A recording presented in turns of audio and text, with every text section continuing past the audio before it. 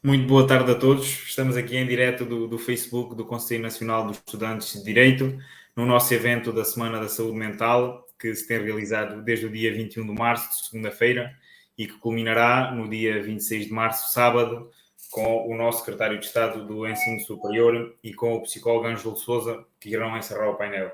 Mas antes disso, hoje, dia 24, tenho aqui comigo a doutora Paula Vítor e o doutor João Leal Amado, especialista em Direito do Trabalho, e a doutora Paula em Direito da Família. São professores na Faculdade de Direito da Universidade de Coimbra. E antes de dar início ao painel, gostaria de marcar a data do dia de hoje, que é o dia 24 de março de 2022, o qual cumpre 60 anos da crise académica de 1962, que foi um grande marco da luta dos estudantes contra o fascismo e pela liberdade e pela democratização do ensino superior. Dizer também que a unidade e firmeza dos estudantes daquela altura foram determinantes para a construção e para a defesa do ensino público. Foram o pilar da democracia, do desenvolvimento do país e de emancipação da juventude. Em nome do CNED, resta-me também dizer que todos os anos os estudantes afirmam o Dia Nacional do Estudante e todos os dias sentem na pele os problemas e reconhecem que o projeto do ensino superior público, gratuito, democrático e de qualidade é possível, é justo e é necessário e, efetivamente, em algumas das suas vertentes, permanece por cumprir. A todos os meus colegas estudantes de Direito que hoje se encontram na nossa mobilização em Lisboa, convosco a minha solidariedade e o meu apoio. Estou aqui a desempenhar o meu trabalho de membro do Departamento Pedagógico do nosso Conselho, mas, sem embargo, estamos aqui também numa tarefa importante ligada à saúde mental e hoje trouxemos aqui para cima da mesa a área do direito, que efetivamente é muito premente e por aquilo que eu já percebi aqui nos momentos antes da transmissão, tem muito mais do que às vezes pode parecer. E sem mais demoras, gostava de começar pela doutora Paula Vítor, que vem-nos aqui falar um pouco também no âmbito do direito da família e não só, e ligada à saúde mental. Doutora Paula, muito boa tarde. Força.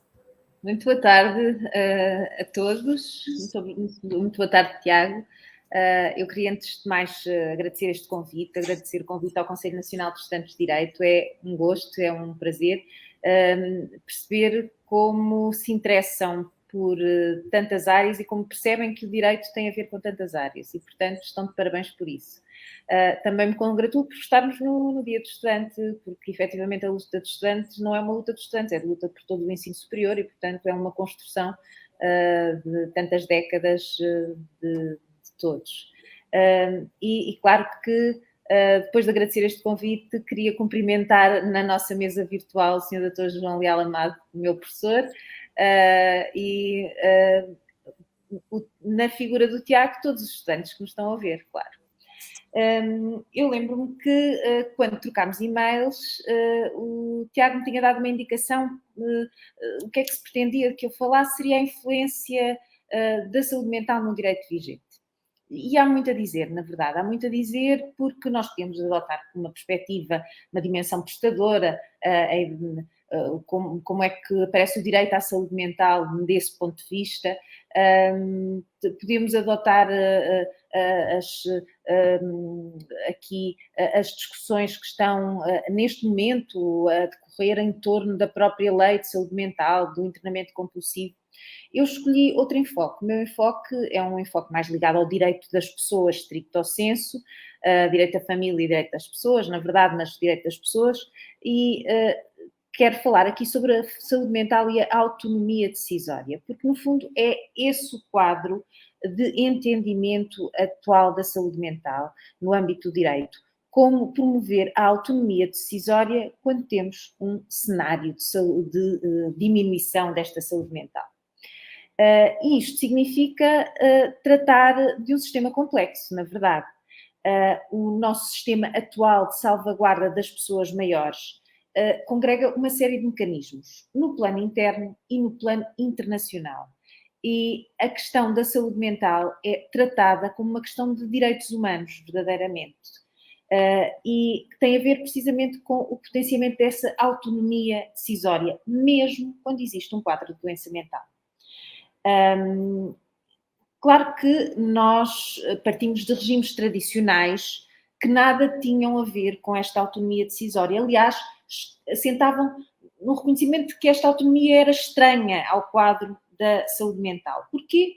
porque eram sistemas apoiados num modelo médico, em que se compreendia a incapacidade como um problema individual a que havia que fazer face através de uma intervenção que fosse uma intervenção reabilitadora.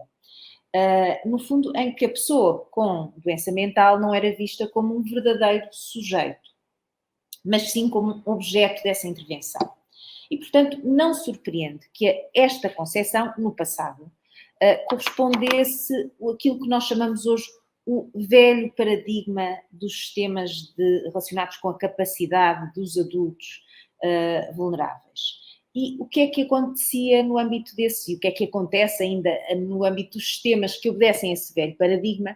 No fundo, temos soluções que privilegiam a incapacitação das pessoas, que privilegiam a nomeação de um tutor, mesmo contra a vontade da pessoa, e que privilegiam a tomada de decisão em nome da pessoa, não em função dos desejos, da vontade, dos interesses que esta tenha manifestado, mas sim em função de um padrão objetivo dos melhores interesses.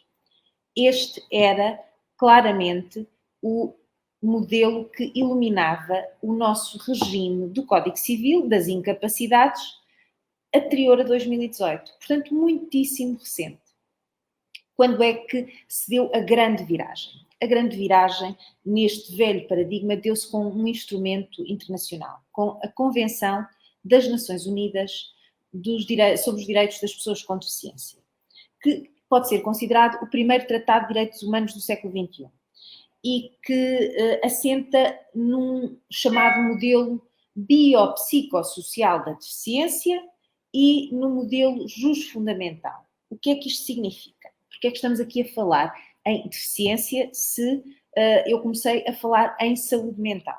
Precisamente porque este conceito de deficiência é aqui um conceito recompreendido.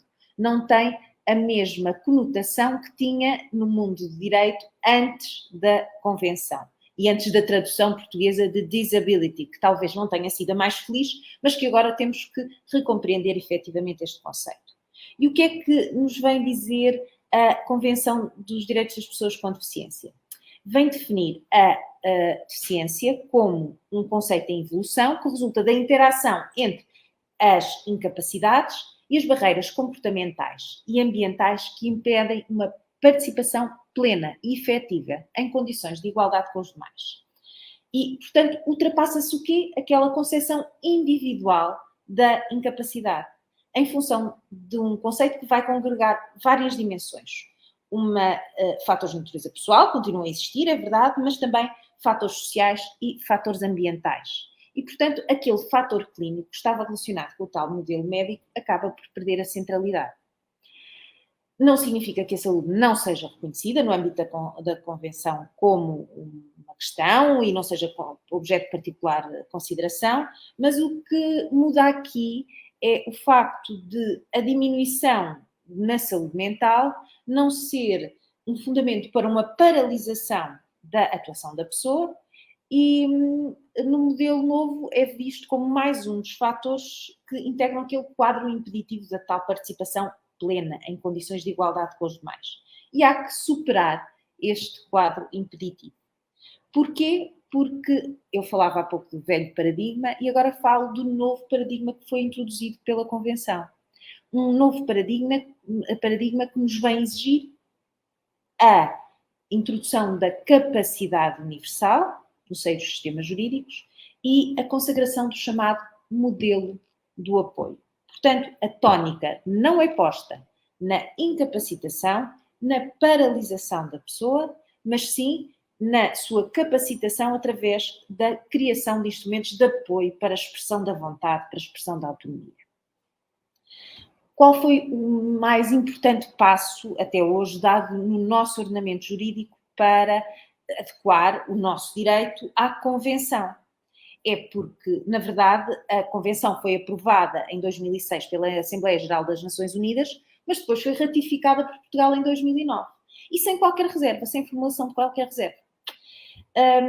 E acontece que até 2016, quando o Comitê dos Direitos das Pessoas com Deficiência elaborou um relatório relativamente ao ordenamento jurídico português, não tinha havido qualquer alteração no nosso Código Civil face aos desenvolvimentos da Convenção. Por isso, o que é que nós tínhamos? Ainda tínhamos um modelo antigo. O modelo da interdição, o modelo da inabilitação, como nós vimos, era um modelo correspondente ao tal modelo da substituição, ao tal velho paradigma. O que é que veio fazer o Comitê dos Direitos das Pessoas com Deficiência? Recomendar a reforma do Código Civil. Isso veio acontecer em 2018, com a introdução daquele regime que todos conhecemos, ou pelo menos já ouvimos falar, o regime do maior acompanhado. O que é que acontece agora neste quadro do novo regime do maior acompanhado? Não temos duas medidas, como tínhamos antes, de interdição e inabilitação, não. Agora temos uma medida única, a medida de acompanhamento. Uma medida de acompanhamento que é determinada pelo Tribunal e afasta a necessária incapacitação da pessoa. Aliás, a regra é a regra do Código Civil. A partir do momento em que atingimos os 18 anos, somos plenamente capazes para o exercício de direitos. É verdade que a questões de saúde não são ignoradas pelo novo regime, no sentido em que se considera que um dos fundamentos, precisamente para instaurar esta medida nova do acompanhamento, são razões de saúde. Mas isto não significa que nós possamos sustentar o modelo médico, aquela abordagem clínica que nós encontrávamos no passado. Porquê? Porque houve um claro abandono do ponto de vista do direito internacional e, portanto, o que está em causa é agora olhar para o regime a partir dessa nova perspectiva, desses novos óculos. E, portanto, o que está em causa é, face à situação de doença mental, que importa uma diminuição da capacidade, encontrar uma resposta jurídica que tenha em consideração elementos de natureza muito diversa. Elementos de natureza clínica, mas também sociais, através da lente de garantia dos direitos fundamentais da pessoa. Isso é, claro, o essencial. E, por isso, é que nós temos que ler o sistema em função, precisamente, deste quadro principiológico. E em função de um princípio da subsidiariedade, que nos vem dizer o quê? Que, é verdade, foi introduzida esta nova medida no nosso ordenamento jurídico, uma medida muito menos intrusiva em termos de direitos fundamentais, a medida do acompanhamento, mas esta é uma medida de última ratio, porque é uma medida judicialmente determinada que implica uma intermissão na esfera privada que pode ser de monta. E, portanto, o próprio sistema nos diz que temos que privilegiar meios informais quando, por exemplo, se remete para deveres familiares. A lei fala em deveres de cooperação e de assistência, mas, na verdade, nós devemos considerar que aqui os deveres de cooperação é que estão em causa. Os meios informais, e nomeadamente o cuidado familiar, funcionando, acautelando a situação concreta daquela pessoa, faz com que não se recorra à medida mais intrusiva. Mas antes dos meios informais, nós devemos atentar na valorização da autonomia da pessoa com doença mental. E como é que isto se pode fazer? Como é que se dá, em que momentos se dá e com que instrumentos é que vamos responder a esta necessidade de valorizar a autonomia da pessoa com doença mental? Bem, podemos desde logo pensar que há a possibilidade de eu, num momento em que estou na plena posse das minhas faculdades, através dos instrumentos que me são facultados pelo meu ordenamento jurídico, planear uma situação de futura capacidade diminuída. E isso já era exigido desde 2001 pela Convenção de Oviedo, porque a ratificámos em 2001, a Convenção dos Direitos do Homem e da Biomedicina. As recomendações do Conselho da Europa já iam neste sentido, mas foi só em 2012 que pela primeira vez tivemos instrumentos criados especificamente para planear uma incapacidade futura. E foram criados para a área da saúde. Estou a falar das diretivas antecipadas. Estou a falar dos testamentos vitais e estou a falar da procuração de cuidados de saúde, que foram introduzidos pela Lei 25 de 2012. O que é que nos permitem estas figuras? Permitem que eu, no momento em que estou na posse de todas as minhas faculdades, decida que cuidados de saúde quer ou não receber, num momento futuro, quando já não os puder exprimir. Então, estou a falar na primeira pessoa. Mas também permite que eu nomeie um representante voluntário para tomar estas decisões em meu lugar, para um momento em que eu já não o possa fazer. é um procurador de cuidados de saúde. Para além disso, depois em 2018, quando se introduziu o novo regime do maior acompanhado, também passou a disponibilizar-se outro instrumento de planeamento da incapacidade futura ou da diminuição de capacidade futura. O mandato com vista ao acompanhamento, que nós encontramos no Código Civil, que já não se circunscreve à área da saúde, pode ter um âmbito muito mais amplo e que permite, no fundo, planear em geral as situações da vida em que a capacidade diminuída esteja presente. Permite esta abordagem geral, mas também permite planear especificamente os quadros de saúde mental e de diminuição da saúde mental. Portanto, é importante que eu possa planear num futuro cuidados de saúde que tenham a ver com outra área, qualquer da minha saúde, mas também com a minha própria saúde mental, em função, por exemplo, de uma doença neurodegenerativa. Isto é cada vez mais comum. E, portanto, isto podem ser utilizados, por exemplo, para decidir que tipo de medicação vou tomar, ou a que tipo de tratamentos me vou sujeitar, ou mesmo a voluntariedade ou não da sujeição a tratamento e internamento. Mas, para além disso, para além desta expressão antecipada da vontade, também devemos valorizar a manifestação da vontade no momento presente das pessoas com saúde mental. É porque a capacidade não é uma questão de tudo e nada, como nós bem sabemos.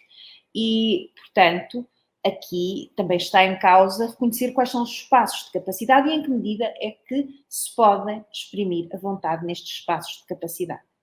E é aqui que o acompanhante pode ter um papel essencial a desempenhar. Esta figura do acompanhante, que é nomeada por tribunal, tem uma função essencial no apoio à tomada de decisão. Embora isto não esteja especificado como tal na lei, temos que fazer esta interpretação em termos sistemáticos. E a verdade é que mais do que representar, mais do que autorizar a atuação da pessoa com capacidade diminuída, deve ajudá-la a construir a sua vontade.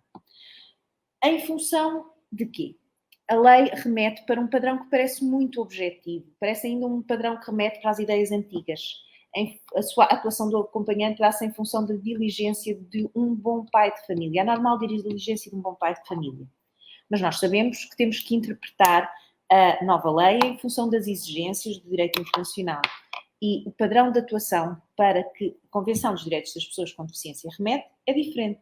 É o padrão do vontade e das preferências da pessoa que deve ser valorizado. E, portanto, esta é hoje a função do acompanhante. Em primeiro lugar, mais do que tudo, desempenhar um papel para, no fundo, fazer visíveis esta vontade e preferências da pessoa acompanhada. E, portanto, é esta a interpretação da lei que se deve privilegiar hoje em dia. Em função de quê? Em função de aquele que é o ponto fulcral, o ponto central de todo o sistema de proteção de salvaguarda das pessoas maiores, que é a centralidade do beneficiário, a centralidade da pessoa e dos seus direitos fundamentais. E, portanto, é essa a nossa perspectiva. E eu acho que consegui brevemente condensar com alguma brevidade aquilo que queria dizer e, claro, que agora deixo o palco livre para o Sr. Dr. João Leal Amado. Antes de passar a palavra ainda ao Dr. João, Dra. Paula, gostava ainda de lhe perguntar se esta medida de acompanhamento, na medida em que é decretada pelo Tribunal, é sempre decretada caso a caso, nunca para um caso geral, estou certo? O que está a perguntar, Tiago, é muito importante. A própria lei se refere a um princípio de necessidade na medida de acompanhamento. A medida de acompanhamento tem que ser recortada em função do caso concreto, porque se assim não for, é uma medida restritiva de direitos fundamentais e, portanto, tem que respeitar desde logo as exigências da própria Constituição e ultrapassará os limites do princípio da proporcionalidade se não for recortada em função do caso concreto. E é por isso que a nossa jurisprudência e os nossos tribunais devem evitar fazer remissões gerais, como, por exemplo, para poderes de representação geral do acompanhante ou incapacitação geral da pessoa, porque isto só decalca, no fundo, com nomes novos, esquemas antigos da interdição e, portanto, é absolutamente essencial essa consciência de que tem de haver um recorte preciso desta medida para acautelar os direitos fundamentais das pessoas que estão sujeitas ao acompanhamento. Eu lembro que o acompanhamento pode ser absolutamente circunscrito. Se há a necessidade apenas de atingir uma determinada área, só essa área deverá receber uma resposta ao nível do acompanhamento. Deixamos de ter a medida total. Bom, mas nessa medida, será que é possível ter em conta uma medida que, por exemplo, restringe a pessoa apenas a contrair casamento, a não contrair casamento? É possível que isso exista? Aí já estamos noutro plano, e é no plano do exercício dos direitos estritamente pessoais. E apesar de o nosso Código Civil prever uma norma que nos diz que na verdade, faz uma aproximação que talvez não seja a preferível. Quando se fala do exercício dos direitos pessoais, diz-nos que o exercício pelo acompanhado dos direitos pessoais é livre, salvo disposição da lei ou decisão judicial em contrário. E a verdade é que a lei prevê esta limitação, uma limitação que acaba por ser uma limitação ao nível da própria capacidade de gozo de direitos, ao prever um impedimento matrimonial relativamente a esta questão. Se nós atentarmos na Convenção dos Direitos das Pessoas com Deficiência, a verdade é que a Convenção afasta a possibilidade de fazer esta restrição também pela via judicial aos direitos familiares, nomeadamente ao direito a casar. Portanto, aquilo que seria mais consentâneo com as exigências da Convenção das Nações Unidas seria uma avaliação em concreto da capacidade para casar, em vez de uma ablação em sede judicial desta capacidade para casar. Ok. Doutora, mas ainda gostava de colocar uma última questão quando se fala aqui na incapacidade futura. Esta possibilidade de fazer um testamento vital ou uma procuração de cuidados de saúde em nada tem a ver, é claro que nunca ninguém vai prever isto, mas nada tem a ver com um mandato, uma previsão de um acompanhante, de no futuro a pessoa poder vir a ficar incapacitada e a pessoa já estar a prever que isso possa acontecer e nomearem um acompanhante, ou seja... Não, isso é essencial, isso é outra questão. Isso, tem toda a razão, foi uma excelente pergunta, Tiago. É que no passado, no regime anterior, não havia a possibilidade de a própria pessoa nomear o seu acompanhante. Ora, hoje, primeiro o acompanhante é aquela pessoa que foi escolhida pelo acompanhado. Só se esta escolha não existir, ou não for uma escolha que possamos considerar que foi efetuada de forma livre e esclarecida, é que esta vontade expressa do acompanhado, do beneficiário do acompanhamento, não será acautelada, porque a primeira vontade a ter em conta é a do acompanhado. Isto, claro que podemos dizer que quando há o recurso a um mandante, quando há recurso a um procurador de cuidados de saúde, não é necessário, ou pode não ser necessário recurso ao acompanhamento, mas pode ser também necessário. Pode ser necessário, por exemplo, imagine que eu nomeei um procurador de cuidados de saúde e para que tome decisões relativamente a uma doença crónica com que eu me tenho confrontado durante toda a vida, mas não prevejo, por exemplo, poderes relativamente a outras decisões de saúde. Ou nomeio um procurador de cuidados de saúde com poderes mais genéricos, mas agora é necessário também prover a administração do meu património. Nós podemos ter estas duas figuras a coexistir. Podemos ter um procurador de cuidados de saúde e depois um círculo mais restrito que é atribuído ao acompanhante. Muito bem, doutora Paula. Bom, eu, relativamente aqui às perguntas do nosso auditório, se as quiserem colocar, podem nos fazer, entretanto, e eu, no final, depois da apresentação do Dr. João, então, colocá-las aqui para que se possam ser respondidas. Sem mais demoras, então, passava aqui a palavra ao Dr. João Leal Amado, que nos traz aqui uma apresentação mais virada para o direito do trabalho. Estou certo, Dr. João? Muito boa tarde. Está certíssimo, nem eu me atreveria a entrar por outros domínios. Eu queria começar naturalmente por agradecer o convite para participar nesta sessão, que é muito oportuna. Julgo que oportuna quase que duplamente. Primeiro porque eu tenho a ideia que tudo o que tem a ver com a saúde mental, enfim, é sempre importante, mas eu acho que neste período pós-pandémico que atravessamos, desconfio que estas questões da saúde mental estão cada vez mais no primeiro plano e vão ganhar uma visibilidade diferente quando olharmos para trás para a pandemia e virmos os efeitos que ela provocou em todos nós, em geral na sociedade, e os reflexos que teve. E, portanto, é oportuno por isso, porque acho que as questões da saúde mental, não sendo obviamente novas, foram relançadas neste contexto muito duro que tivemos que passar. Parece que estamos a chegar ao final, vamos ver se sim, de pandemia. Depois também por coincidir com esta nossa apresentação, e eu também saúdo não só o Tiago e a Juliana, com quem estive antes, mas também a minha colega, a doutora Paula Vítor, por coincidir com o Dia Nacional do Estudante, e realmente, enfim, não é um dia qualquer.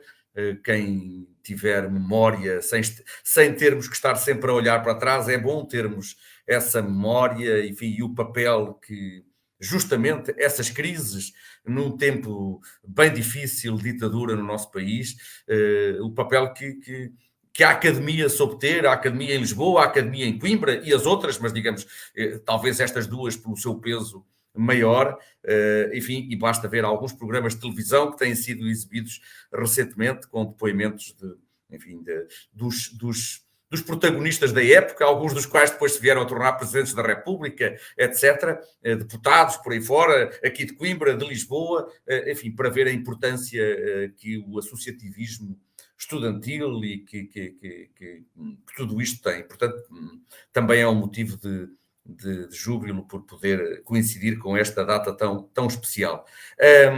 Claro, eu vou falar-vos um bocadinho deste tema, saúde mental, mais na perspectiva do jurista do trabalho, deixar-vos aqui algumas notas apenas para diálogo. Aquilo que o Tiago me tinha referido era para fazer, no fundo, a conexão, e vou aqui abusar da palavra, a conexão, não é? Entre esta questão da saúde mental e o trabalho, e este tema que agora tem sido tão discutido, que é apenas um dos pontos em que o direito do trabalho, as relações de trabalho podem colidir com as questões de saúde mental, que é este chamado agora direito à desconexão, direito a desligar, algo que nos últimos anos tem sido muito discutido no nosso país, e não apenas no nosso país, um pouco por todo o lado, e que foi recentemente, justamente, objeto também de alterações legislativas, e nós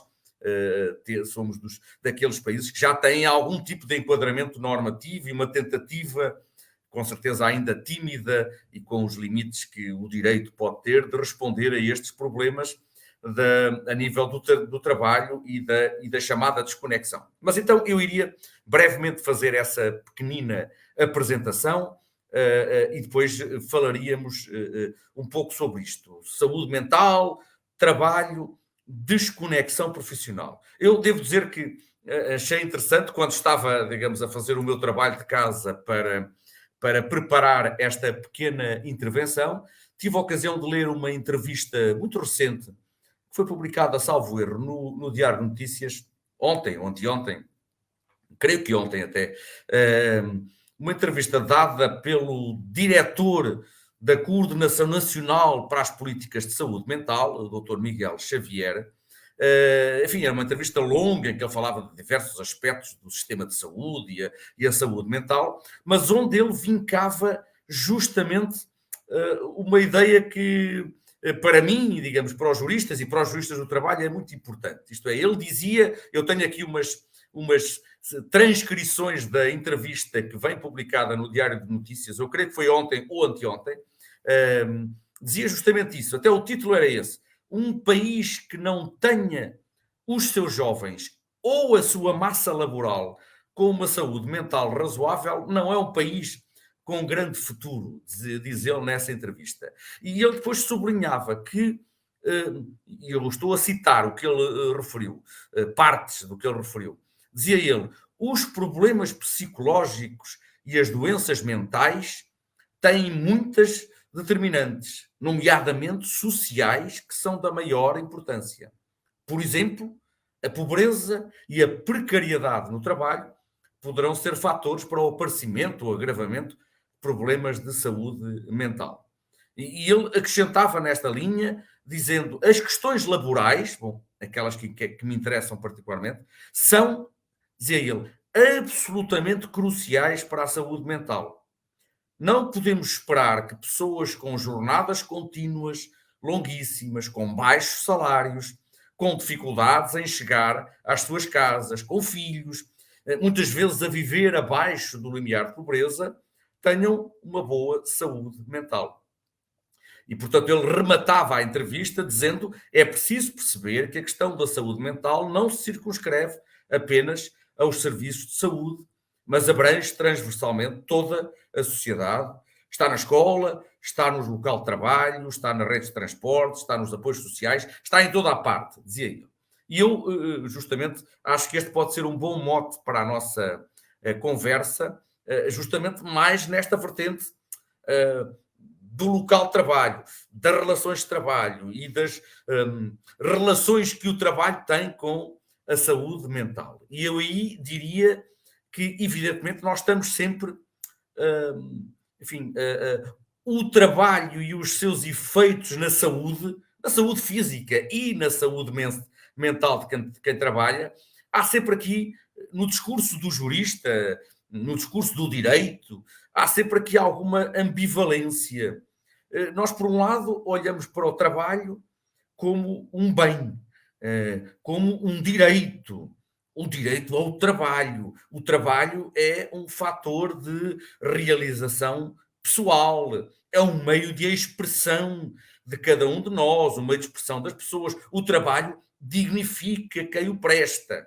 Essa é uma narrativa, é uma linha discursiva que é verdade, mas talvez seja só uma parte da verdade. Na outra parte, digamos, nós continuamos a olhar para o trabalho como uma obrigação, como um ónus, digamos, como uma tarefa árdua, como uma tarefa desgastante, como uma tarefa estressante, como algo que nós temos que fazer porque é indispensável ao nosso sustento, é o nosso meio de vida, é a forma de angariarmos rendimento, pelo menos para uma grande parte da população ainda no século XXI, é a forma de ganhar a vida, de angariar rendimento necessário para o sustento da pessoa e muitas vezes para o sustento do agregado familiar, dos filhos, etc.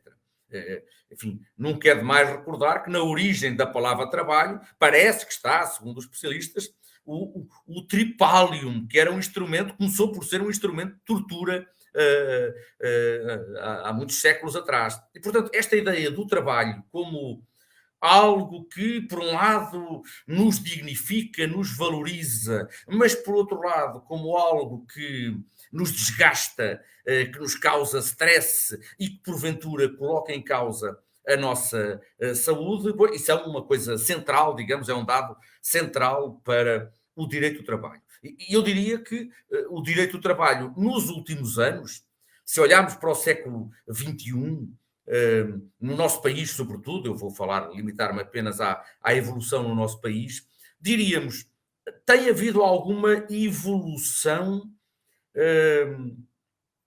no que toca à tutela, ou à tentativa de tutela, ou à importância que se dá à saúde mental do trabalhador. Basta falar, e eu não vou desenvolver aqui esse tema, mas basta falar na figura jurídica do assédio no trabalho, que hoje tanto se fala, e que hoje os tribunais do trabalho lidam frequentemente com litígios em que o trabalhador alega ter sido vítima de assédio por parte da entidade empregadora, assédio por parte de um chefe, de um colega de trabalho. Enfim, e é preciso não perdermos também aqui a memória e ter a noção de que o assédio só passou a estar previsto como categoria jurídica, com uma noção jurídica nas leis do trabalho, em 2003, quando foi aprovado o primeiro Código do Trabalho em Portugal.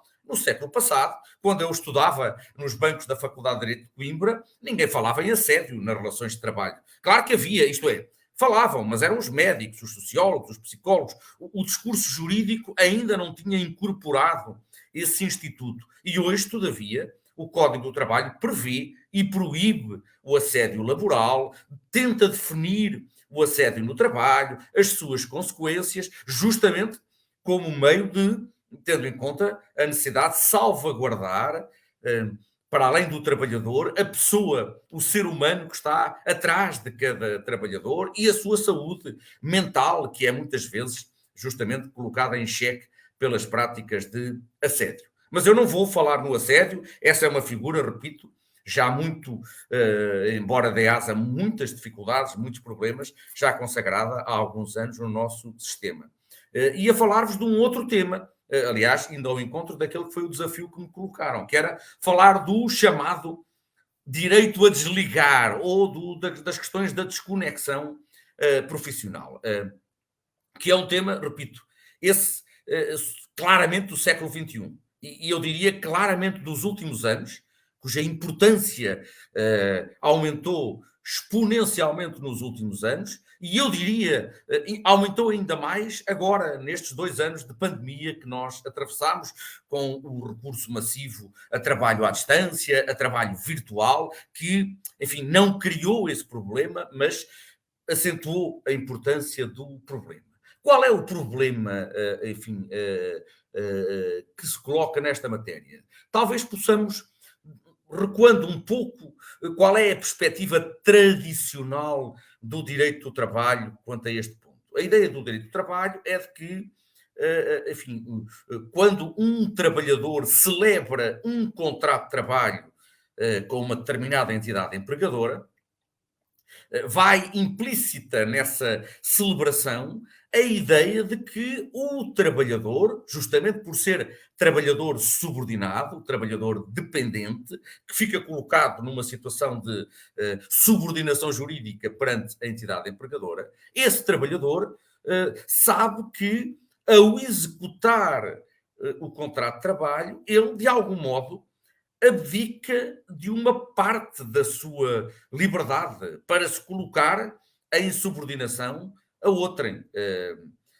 Mas diríamos, tradicionalmente dizia-se, essa abdicação, digamos, o trabalhador dependente abdica de uma parte da liberdade, porque, digamos, a sua subordinação está, de algum modo, acantonada nos tempos e no local de execução da prestação de trabalho. Ele é um ser subordinado, está na dependência da entidade empregadora, deve obediência às ordens da sua entidade empregadora, quando está no local de trabalho, quando está no horário de trabalho, quando está no seu tempo de trabalho, aquele tempo que ele, digamos, vendeu, entre aspas, à entidade empregadora. Ele é, portanto, o trabalhador, um sujeito que na empresa, quando está na empresa, no tempo e no local de trabalho, ele está submetido voluntariamente, por força do contrato, à entidade empregadora, mas nos moldes tradicionais, diríamos, o trabalhador recupera toda a sua liberdade fora da empresa. Quando acaba o dia de trabalho, quando ele se ausenta do local de trabalho, ele, digamos, quase que despe a sua condição de trabalhador e readquire a sua condição de cidadão, de pessoa, para se dedicar às outras atividades da sua vida. Todo o direito do trabalho, em boa parte, assenta um bocadinho nesta tentativa justamente de separar, de limitar o tempo de trabalho. Essa é a preocupação que esteve na base, aliás, das primeiras leis do trabalho, lá do século XIX, limitar a jornada de trabalho, impedir que a execução do trabalho nas fábricas, na época, nas oficinas, enfim, fosse demasiado longa, criar períodos de descanso, criar a noção até que hoje nós temos de tempo livre, de tempos de não trabalho, e, portanto, criar essa ideia de separação entre o que são os tempos de heterodisponibilidade do trabalhador, em que ele está ao serviço da entidade empregadora, e, portanto, não tem total domínio sobre a sua vida, digamos assim, e o tempo de autodisponibilidade. Quando acaba a jornada de trabalho, quando o trabalhador está a gozar o seu período de descanso entre duas jornadas, o seu fim de semana, as suas férias, etc., o trabalhador está num período de autodisponibilidade. E, digamos, o nosso esquema de aproximação às relações de trabalho assenta muito até nessa dicotomia, não é? Todos nós, pelo menos aqueles que trabalham profissionalmente e que têm contratos de trabalho, têm um pouco esta ideia de que há um pouco como que duas vidas, não é? Do trabalhador. Uma vida no trabalho, em que nós nos dedicamos à nossa profissão, mas estamos sob a autoridade e direção da nossa entidade empregadora, não somos totalmente livres, e depois uma vida fora do trabalho. Alguns dirão a vida que vale a pena ser vivida, não é? A vida mais valiosa, onde nós somos sujeitos inteiramente livres. E a preocupação do direito do trabalho tem sido, historicamente, até a de limitar o tempo de trabalho. Isto tem sido, enfim, um processo longo. O direito a férias não está inscrito no direito natural, foi conquistado pelos trabalhadores, foi reconhecido pela lei num certo padrão da nossa civilização, a ideia de que ao longo do ano os trabalhadores têm direito a gozar um certo período, grosso modo, um mês, em que se desligam da atividade laboral e podem dedicar-se a outras vertentes da sua vida. A ideia dos fins de semana, do descanso semanal, enfim, tudo isso está no coração do direito do trabalho. Qual é o problema? Que problema é que tem surgido nos últimos anos e que quem me está a ouvir conhece tão bem, ou se calhar até melhor do que eu? Bom, o problema tem passado por desafios que as novas tecnologias da informação, da comunicação, têm colocado e que têm alterado todas as nossas, diríamos, toda a nossa forma de, não só de trabalhar, a nossa forma de viver, a nossa forma de comunicar, digamos, a informatização, a internet, as redes sociais, os computadores, os smartphones, enfim, toda essa panóplia de equipamentos tecnológicos que nós temos agora, nestes últimos anos, que às vezes nem nos lembramos de como era a vida antes de existir tudo isto. Eu lembro-me, enfim, em virtude da minha idade já conto umas décadas valentes, lembro-me perfeitamente do que era, mas mesmo que até a minha idade começa a perder um pouco a noção. Bom, quando é que isto das redes sociais começou, a internet, eu ter aqui no meu telemóvel acesso a tudo e mais alguma coisa, enfim, tudo isto, como sabem, aumentou exponencialmente nos últimos anos e lançou um tremendo desafio às relações de trabalho. Porque, na verdade, estas tecnologias, que ninguém com certeza quer eliminar, pelo contrário, elas são bem-vindas, chegaram para ficar e ninguém as quer eliminar, têm muitíssimas vantagens, mas, na verdade, para o direito do trabalho, veio criar esse problema que antes não existia, que no século XX não existia, que é a possibilidade de, justamente aproveitando essas novas tecnologias, digamos, o trabalho, acompanhar o trabalhador, onde quer que ele se encontre, ou seja quando for, e, portanto, a partir do momento em que a tecnologia passou a permitir isto, a ideia de um trabalhador conectado, disponível 24 sobre 24 horas, começou a afirmar-se e começou, aliás, a construir-se uma cultura empresarial muito assente nessa ideia. A tecnologia permite essa conexão por tempo integral, aquilo que alguns chamam a hiperconexão, e verdadeiramente aquilo que nós estamos a verificar nos últimos anos é que essa tecnologia que supostamente devia ser libertadora, por vezes tem levado a resultados contrários, isto é, tem quase que escravizado o trabalhador que é visto como um colaborador, e eu uso a palavra aqui entre aspas, mas um colaborador de quem se espera dedicação permanente, ilimitada, 24 sobre 24 horas. Ora bem, isto é que, repito, criou grandes desafios do ponto de vista da saúde mental, porque por aquilo que, enfim, quase que resulta da nossa experiência empírica e que terá sido confirmado já por vários estudos de medicina do trabalho, esta situação de conectividade permanente, isto é, a ideia do trabalhador que, mesmo quando deixa de estar a trabalhar, quando está no seu período de descanso, quando está no seu fim de semana, quando está nas suas férias, onde quer que esteja, mesmo que ele pegue um avião e vá para uma ilha distante nas Caraíbas, bom, desde que haja rede nessa ilha e ele tenha o smartphone na mão, ele está contactável. E ele vai recebendo mensagens e pedidos os mais diversos por parte da empresa. E ele tem que acompanhar, ou sente-se obrigado a acompanhar, toda aquela comunicação.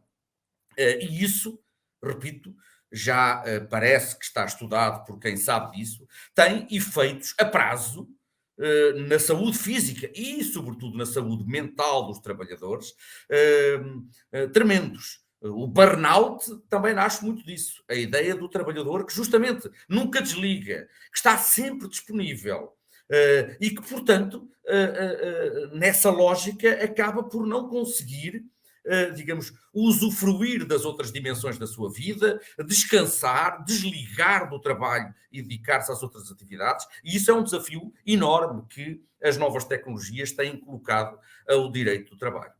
Claro que, e eu não quero alongar-me muito, teoricamente, é evidente que o direito do trabalho já hoje tem mecanismos dos quais resultam que é ser evidente que o trabalhador, quando está fora do seu horário de trabalho, quando está a gozar as suas férias, quando está a usufruir do seu fim de semana, ele não tem que estar conectado. Ele pode desconectar-se, pode exercer o chamado direito à desconexão.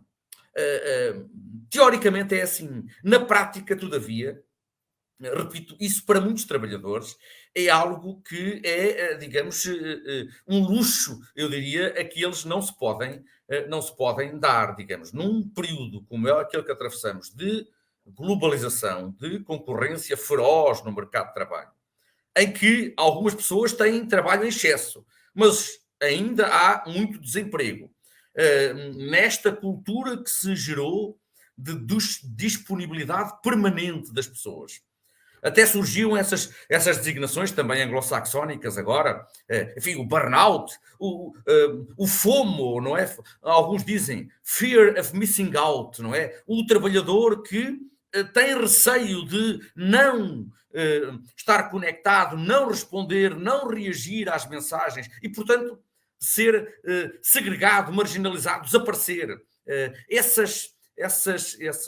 Esses problemas, enfim, colocaram em cima da mesa para os juristas do trabalho a questão de saber como é que devemos enfrentar esse problema. Porque, repito, ele não é um problema, enfim, apenas dos últimos anos, mas ele ganhou muita relevância nos últimos anos, com o desenvolvimento tecnológico, com os computadores primeiro, mas eu diria agora, sobretudo, com os smartphones. Não há objeto, talvez, mais central na nossa vida, se calhar na vida de todos os que me estão a escutar, do que o smartphone. Vivemos ligados ao smartphone, com o smartphone a poucos centímetros de nós. Eu estou a falar-vos, mas tenho aqui comigo ao lado o meu telemóvel.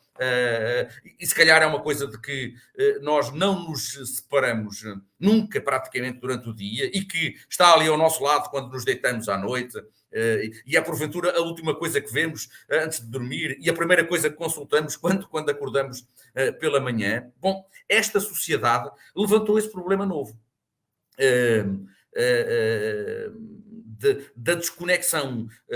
Como é que nós evitamos o tal burnout, os atentados à saúde mental dos trabalhadores que podem resultar desta situação de conectividade permanente em que o trabalhador verdadeiramente nunca desliga do seu emprego e sente-se obrigado, pela lógica até do funcionamento da empresarial atual, a estar permanentemente conectado e a ler e a responder. E repito, aquilo que antigamente era impossível, porque o trabalhador saía da empresa, não havia internet, não havia computadores, não havia smartphones, o trabalhador ia para casa e o empregador não conseguia, entre aspas, persegui-lo. Quando muito, telefonava-lhe para o telefone de casa, não é? Mas isso, enfim, não era muito prático. Agora, como sabemos, volumosos documentos podem ser enviados através das redes sociais, do WhatsApp, do que seja, e, portanto, o trabalho para muitas categorias de trabalhadores pode perfeitamente continuar longe da empresa, longe do local e do tempo de trabalho. Bom, esse é o problema da desconexão. Eu não vou alongar muito mais, apenas dizer que vários países estão a começar a tentar, na sua legislação do trabalho, enfrentar este problema, isto é, acentuar a ideia de que o respeito pelos tempos de trabalho, pela limitação do tempo de trabalho, pelo direito ao descanso dos trabalhadores, implica regular essa questão da conectividade e da desconexão. A nossa lei, como alguns sabem, foi recentemente alterada e nós somos agora, dos países, penso que à escala mundial, não somos os únicos a regular esta matéria. Há vários países, o primeiro creio que foi a França, e há vários países que começaram a ter normas sobre este problema. Não é fácil, não é um problema fácil de resolver, porque tem a ver com a forma como todos nós vivemos, hiperconectados, mas é um problema que tem efeitos muito já estudados e diagnosticados a nível da saúde mental dos trabalhadores, muitíssimo relevantes, e que é preciso contrariar a cultura empresarial da disponibilidade permanente, e justamente o direito do trabalho tem que tentar fazer o seu papel nessa luta, criar uma espécie de contracultura. Olhem, tal como o movimento associativo em 1962 e 69 conseguiu fazer essa contracultura no tempo da ditadura. Aqui não é que seja uma ditadura, mas há, enfim, em certo sentido, há quase que uma ditadura dessa conexão permanente, e é preciso contrariá-la. No nosso plano do direito interno, isso é uma questão que foi agora recentemente legislada. Temos uma lei que foi publicada em dezembro do ano passado, portanto é uma lei muito recente, que entrou em vigor só este ano, em 2022, uma lei que alterou o regime do teletrabalho, porque estas questões da conectividade permanente colocam-se com ainda maior acuidade no terreno do teletrabalho, porque aí o trabalhador ainda perde mais das suas coordenadas espaciais e temporais de prestação de trabalho, mas, digamos, na parte da desconexão, a regra que foi introduzida no Código do Trabalho Português, vamos ver com que aplicação na prática, mas hoje nós temos uma norma consagrada, incluída no Código do Trabalho, para o teletrabalho e para o trabalho presencial, digamos assim, segundo a qual, e eu vou terminar a minha exposição com isto, agora se diz claramente que não é tanto consagrar um direito à desconexão do trabalhador. A ótica da nossa lei, julgo que bem, foi mais de olhar para a entidade empregadora e estabelecer a cargo da entidade empregadora um dever de não conexão, isto é, um dever de abstenção de contacto. O que a nossa lei hoje diz, no artigo 199A do Código do Trabalho, que foi, repito, introduzido só agora em finais de 2021, estabelece a regra segundo a qual o empregador tem o dever de se abster de contactar o trabalhador no período de descanso desse trabalhador. Ressalvadas as situações de força maior, há sempre casos limite, digamos, de força maior, que podem justificar isso. Mas a ideia é estabelecer uma obrigação a cargo da entidade empregadora. Não contacte, não aproveite os equipamentos tecnológicos para continuar a enviar trabalho, perguntas, relatórios, etc., a massacrar, digamos, o trabalhador quando ele está no seu período de descanso. Faça, digamos, um período de tréguas quando o trabalhador está a gozar as suas férias, está a gozar o seu final de semana, está a gozar o seu período de descanso. Esta norma foi introduzida, estabelece que é uma contraordenação grave se for violada pela entidade empregadora, é um direito do trabalhador, um dever da entidade empregadora. Vamos ver que efeitos terá na prática, mas, digamos, é um dos múltiplos pontos em que as relações de trabalho e o direito do trabalho contactam com esta questão da saúde mental. porque, e repito, e com isto termino, todos os estudos que foram feitos demonstram o tal burnout dos trabalhadores, que em parte é resultante disto, sobretudo os quadros, os trabalhadores mais qualificados, que nunca descansam.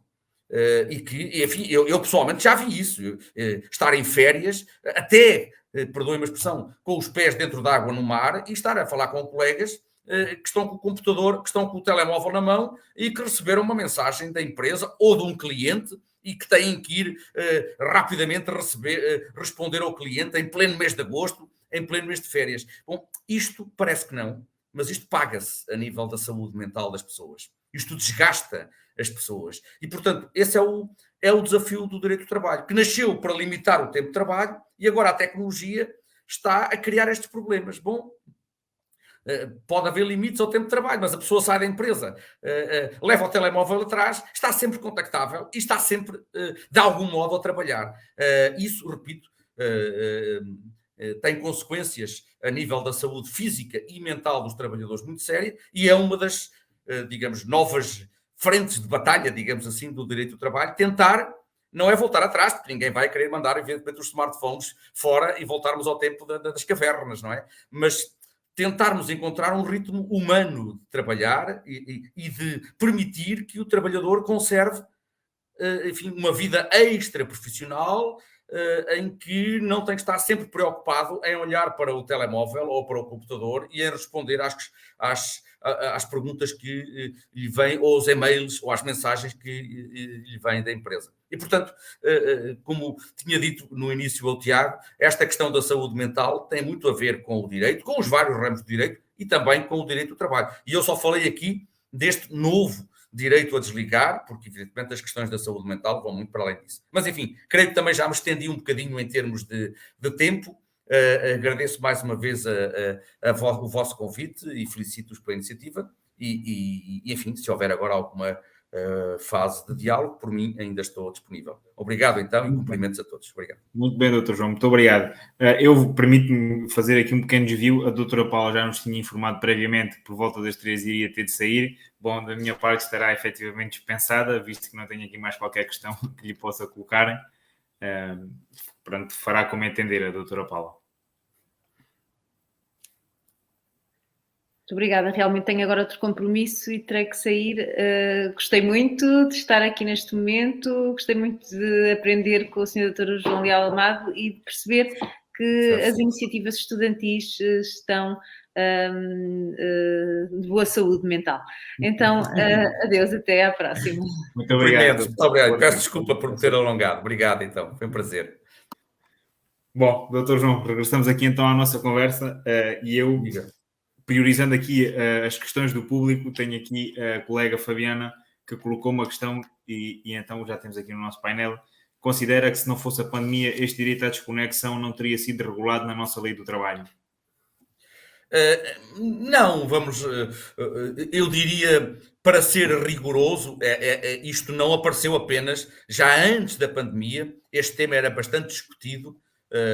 Eu lembro-me de ter ido, enfim, é o meu caso pessoal, mas houve muitos outros, e em, salvo erro, 2016, ter ido aqui à Inspeção do Trabalho em Coimbra, a Autoridade para as Condições de Trabalho, ter, numas jornadas, tratado deste tema da desconexão. Portanto, ele já estava em cima da mesa, antes da pandemia, já tinha sido regulado em alguns outros países, de forma muito tímida, antes da pandemia, e no nosso país já havia propostas legislativas no Parlamento, grupos parlamentares, esta questão já estava a mexer. Mas creio que, claro, a pandemia acelerou isto, porque na medida em que a pandemia aumentou a expressão, aumentou de forma muito significativa a expressão do trabalho remoto, do trabalho à distância, e repito, isto da desconexão não é um problema exclusivo do teletrabalho. Isto coloca-se também para o trabalhador que faz o seu trabalhozinho presencial na empresa das 9 às 5,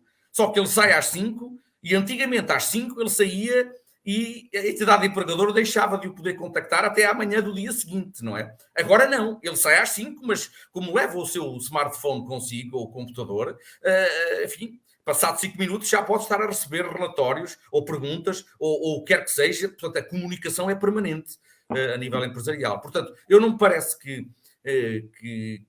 a pandemia tenha sido decisiva. Agora, enfim, tornou mais evidente a necessidade de tentar dar resposta a este problema. Ouça, sem prejuízo de perceber que o direito tem os seus limites e, portanto, nós estamos aqui a tentar lidar com um problema que é dos mais complicados, porque, na verdade, enfim, talvez não tanto a minha geração, que já não mas sobretudo para as gerações mais novas, dos estudantes atuais de direito, vocês nasceram num tempo em que, porventura, nem imaginam muito bem como era viver em sociedade sem internet, sem computadores, sem smartphones, sem Facebooks, sem Instagrams. Eu percebo isso, também tenho um filho, enfim, e compreendo que isso seja complicado. Portanto, como é que nós, apesar disto, sem querer voltar para trás, até porque é impossível do ponto de vista técnico e ninguém o deseja,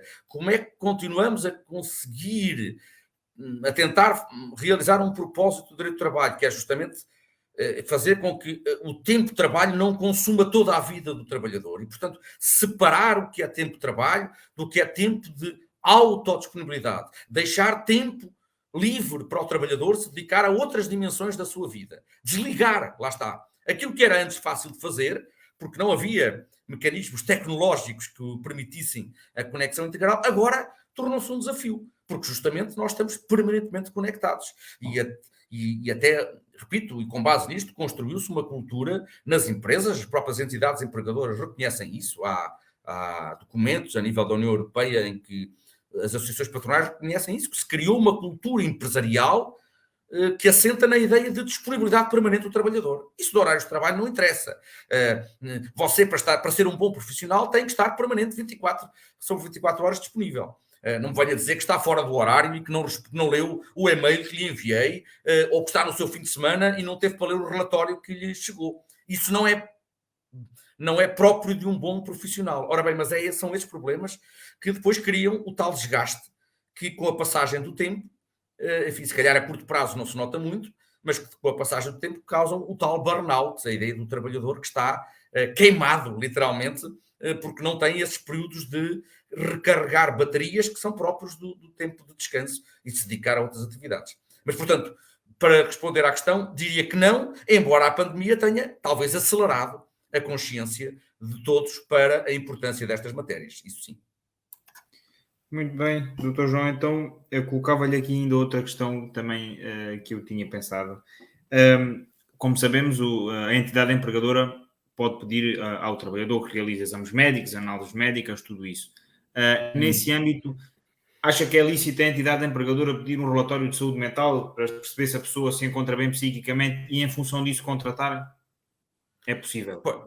Isso depois depende das profissões, enfim, a entidade empregadora há certo tipo de testes médicos, de exames médicos, enfim, de requisitos de saúde para exercer determinadas profissões que são necessários do ponto de vista legal e que isso pode ser feito, a lei do trabalho permite.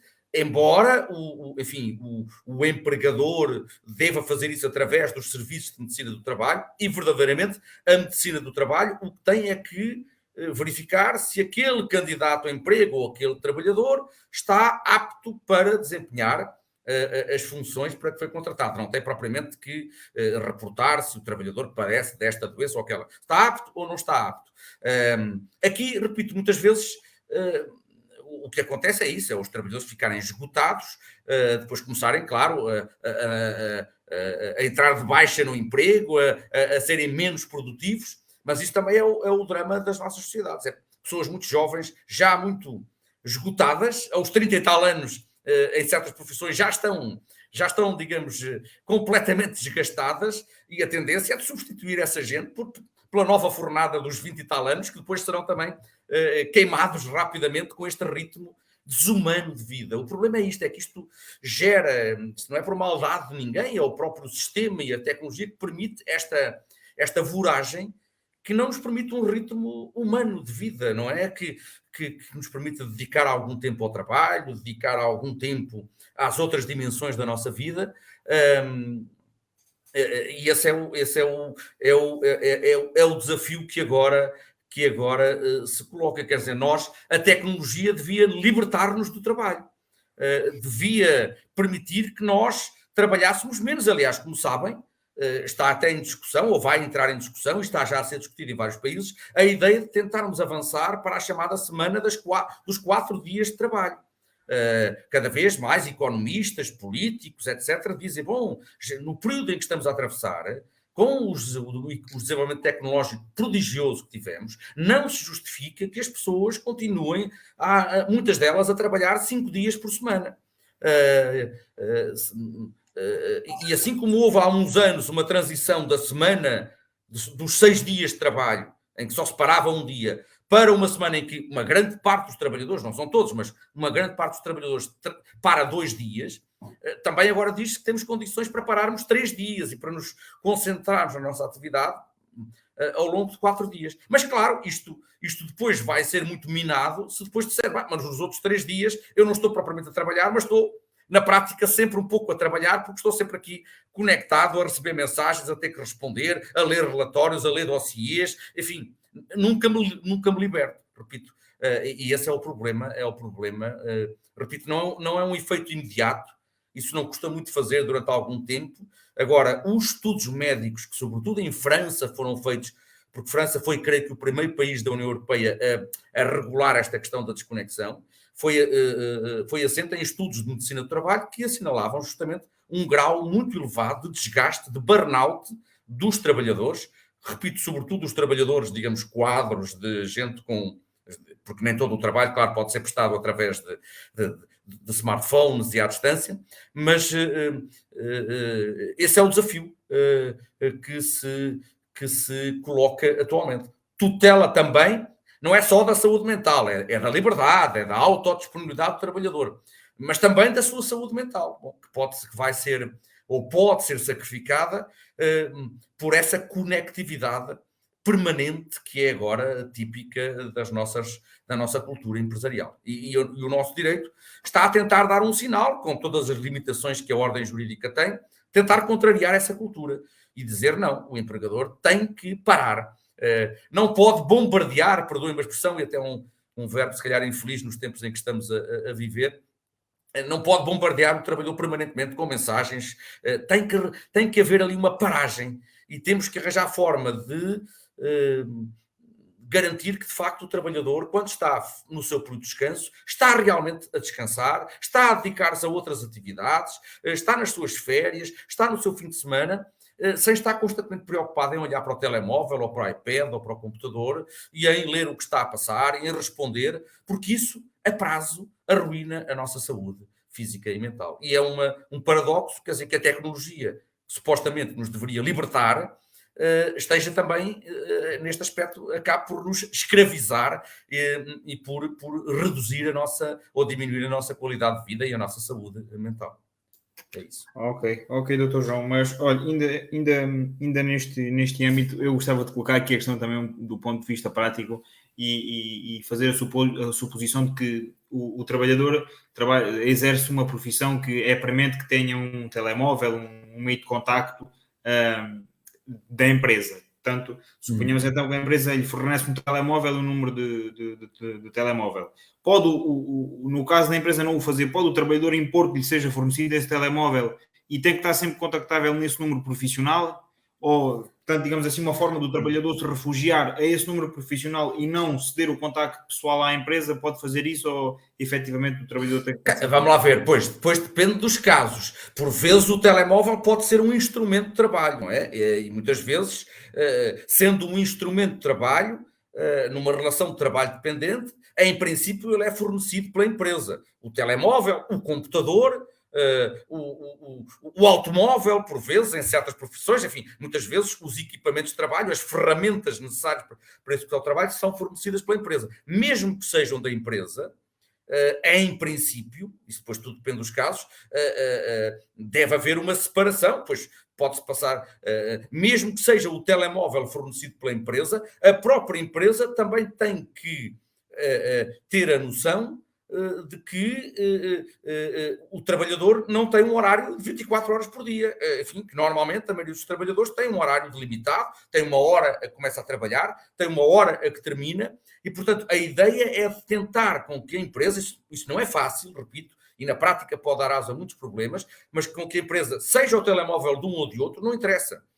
O contacto que a empresa tem no telemóvel, nas redes sociais, muitas vezes as empresas têm acesso às redes sociais, até à conta pessoal do trabalhador no Facebook, etc. A ideia de parar, digamos, as mensagens. O que está na nossa lei é esse dever de abstenção de contacto por parte do empregador em relação ao trabalhador quando ele está no seu período de descanso. Como é que isto depois se vai materializar na prática? Vamos ver. Mas o sinal é dado. O empregador é que deve parar. Não é dizer ao trabalhador, olhe, desconecte-se. Você pode desconectar-se, desconecte-se. Essa perspectiva é que me parece, a mim, sempre me pareceu muito irrealista. Claro que o trabalhador sabe que tem o direito de se desconectar. Mas eu diria, na maior parte dos casos, o trabalhador não vai atrever-se a desconectar-se e a dizer, bom, eu no fim de semana não vou ler e-mails, não vou consultar as mensagens, e depois chegar segunda-feira à empresa e ser confrontado com problemas que não acompanhou ao longo do fim de semana, porque os colegas de trabalho acompanharam, porque os colegas responderam, e ele não tendo feito isso, ele vai ser visto como um mau profissional. E vai ter problemas, ou vai ser despedido, ou vai ser, ou não vai ser promovido, ou vai... Portanto, é esta cultura, digamos, que no fundo esmaga os períodos de descanso do trabalhador, que é preciso tentar contrariar. Agora, isto, nesta fase da tecnologia em que vivemos todos permanentemente conectados, não é fácil de fazer. Mas, repito, se estamos a falar de saúde mental, eu diria, impõe-se que seja feito alguma coisa a este nível, sob pena de caminharmos para uma sociedade justamente em que a tecnologia, em vez de nos libertar, de nos dar mais tempo livre para nós nos dedicarmos a outras dimensões da nossa vida, que não apenas a dimensão profissional, acaba por nos aprisionar e nós ficamos reféns justamente desses equipamentos e das possibilidades de contacto permanente que eles dão às empresas. Portanto, isto independentemente de ser um telemóvel pessoal ou da empresa, ou do computador ser fornecido pela empresa ou ser pessoal, a ideia é respeitar os tempos de descanso dos trabalhadores e, portanto, haver uma paragem nas comunicações dentro desse período de descanso. Porque se houver comunicação, é difícil ao trabalhador não ler. Porque dirá, bom, se eu não leio, eu não sei o que se passa. Se eu não sei o que se passa, eu vou chegar à empresa e vou estar em desvantagem perante os meus companheiros de trabalho e vou ser mal visto pelas chefias e vou ter problemas a prazo na empresa e não posso dar esse luxo. Por isso é que a nossa lei não coloca isto no plano do direito à desconexão e preferiu estabelecer um dever de não conexão por parte da entidade empregadora, porque para tentar impedir que o fluxo digamos, saia da empresa, e julgo que essa é a perspectiva correta, penso eu. Tem que haver aqui uma doutrinação mais ideológica, mais pedagógica do que propriamente do ponto de vista do direito, não é? Não diria ideológica, mas quer dizer, o direito tem a sua... Se começar a haver situações em que empresas são condenadas por violarem este dever de abstenção de contacto, e isto é uma contraordenação, portanto, a Inspeção do Trabalho pode também verificar isto, se calhar tenta-se contrariar essa cultura e a empresa, o empregador, pensa duas vezes antes de continuar tranquilamente a enviar mensagens aos trabalhadores, estejam eles de folga ou não estejam eles no fim de semana. É um pouco esse também o papel do direito. Aqui é claramente criar uma contracultura de respeito por aquela divisória que é básica para o direito do trabalho entre o que é vida profissional e o que é vida vida privada, vida familiar do trabalhador, que tem que ser preservada. Se não conseguirmos salvar esta linha divisória, estamos a trair, digamos, a raiz até do próprio direito do trabalho, eu diria. Muito bem, doutor João. Então, ainda gostava de lhe colocar aqui uma outra... Diga. Se me permitir, é claro. Claro. E já não estão ligados à saúde mental, mas eu julgo que não estou em erro e vou dizer o título, e se estiver o doutor corrige-me, publicou um livro em 2019 que se designa Trabalhar e Amar, estou certo? Sim, publiquei um livrinho, sim, é um textinho que fiz em 2019, sim, é verdade. E eu achei o título bastante interessante, por isso fazia-lhe aqui um apelo de nos fazer aqui um prólogo do que é que trata esse livro, embora seja um livro de direito.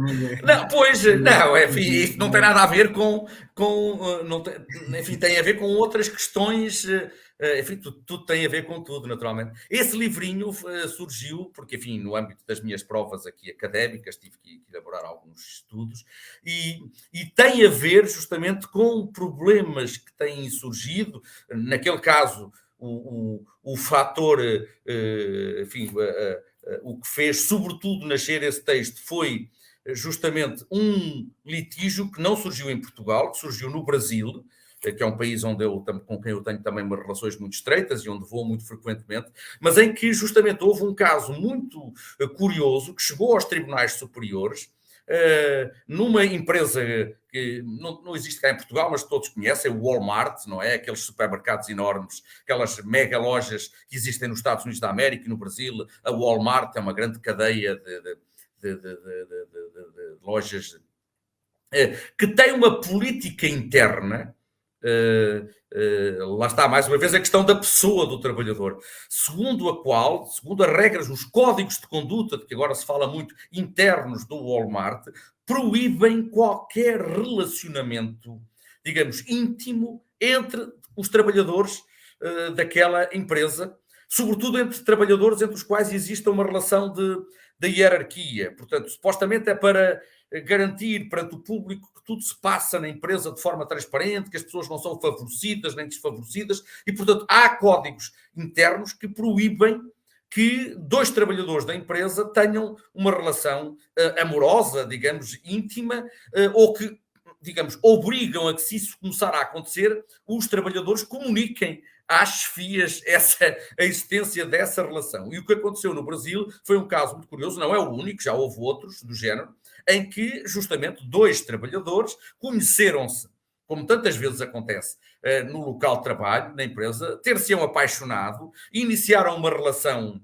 amorosa, o Walmart tomou conhecimento disso e despediu ambos os trabalhadores porque eles tinham violado as regras internas da empresa que proibiam esses contactos, a existência dessas relações, ou que obrigavam a comunicar. Ora, todos compreendem que, enfim, a pessoa não tem que comunicar à entidade empregadora ou ao chefe que está a ter uma relação amorosa com um colega de trabalho. Portanto, no fundo, é o confronto de lógicas. Portanto, a ideia da empresa era garantir que havia transparência absoluta, objetividade absoluta nas relações do pessoal, que não havia favorecimentos a ninguém.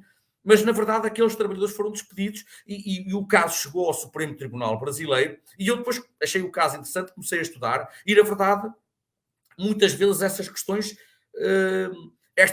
de relações, digamos, amorosas entre trabalhadores, depois acabam por redundar em litígios laborais. E, portanto, também aqui, até onde é que vão os direitos do trabalhador enquanto pessoa. E aquilo das coisas mais íntimas que nós temos, o direito ao livre desenvolvimento da personalidade, o direito de eu ter um relacionamento com quem eu bem entender, sem ter que reportar às minhas chefias ou à entidade empregadora. E onde é que, o que é legítimo à empresa estabelecer como regras de conduta, como padrões, até em termos da sua imagem externa, foi isso que me fez levar a escrever esse livrinho, porque há casos muito interessantes. Nós não temos muitos em Portugal, há um ou outro, mas lá fora, no Brasil, nos Estados Unidos, etc., há casos interessantíssimos em que justamente essa dimensão do trabalhador depois se mistura com a dimensão de pessoa que há em cada trabalhador, de ser humano. E o ser humano tem sentimentos, apaixona-se ou odeia alguém e, digamos, se alguma coisa também nós sabemos hoje é que muitas vezes atuamos, sobretudo, movidos por sentimentos, mais do que pelo fator racional. E, portanto, a simpatia, a antipatia, a inveja, a admiração, a paixão, pesam mais, muitas vezes, nos nossos comportamentos do que a pura racionalidade das opções. E o direito também tem que lidar com isso e ter a noção de que esses fatores são decisivos. E repito, assim como a saúde mental tem muito a ver com o direito do trabalho, o amor e os desamores também têm muito a ver com o direito do trabalho, porque muitas vezes aparecem nos tribunais de trabalho, e não estou a falar no direito em termos teóricos, nos tribunais de trabalho, litígios que têm na sua base justamente relações amorosas, ou desavenças amorosas, ou ciúmes, ou o que seja, e isso é tudo muito interessante, e eu falo um bocadinho disso, enfim, nesse livrinho pequenino, que é um ensaio pequeno, mas é um pouquinho em torno disso. Ok, muito bem, doutor João. Pronto, obrigadíssimo por nos ter esclarecido aqui sobre a sua Pronto. última obra literária. Não Ora, tendo mais questões, agradecia a sua presença e a disponibilidade que teve para pronto. connosco agora de lhe podermos ter colocado aqui estas questões. E Eu é que agradeço. relembro aqui então o nosso auditório que a última sessão deste nosso evento da saúde mental irá ocorrer no sábado, no dia 26, pelas 18 horas, onde teremos a presença do nosso secretário de Estado da Ciência, Tecnologia e Ensino Superior, que nos vem também deixar aqui algumas palavras relativamente ao nosso evento que se tem desenvolvido. E depois então teremos uma mesa redonda com dúvidas que o nosso público poderá colocar ao Dr. Ângelo Sousa, que é um psicólogo nomeado pela Administração Regional de Saúde de Lisboa e Val do Tejo, e que irá então marcar o fim deste nosso grande projeto que tem sido desenvolvido até esta parte. Resta-me então reforçar o nosso profundo agradecimento aos nossos oradores de hoje, a toda a disponibilidade que tiveram connosco e que certamente terão ajudado a levar o nome da nossa instituição uma vez mais além. E despedir-me então de todos vós, espero por todos vós novamente no sábado às 18 horas e muito obrigado. E foi assim este o nosso painel do Direito à Saúde Mental hoje no dia 26 de março, com o Dr. João Lela Amado e com a Dra. Paula Vitor. Bem-aja a todos. Obrigado, então. Muito boa tarde, então. Parabéns pela iniciativa. Obrigado, com licença. Obrigado, boa tarde.